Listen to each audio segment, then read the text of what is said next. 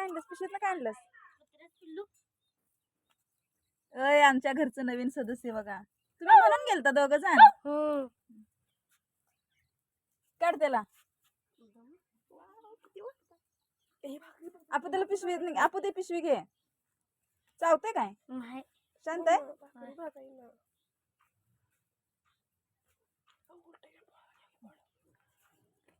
ठेव खाली खाली सर खाली सर.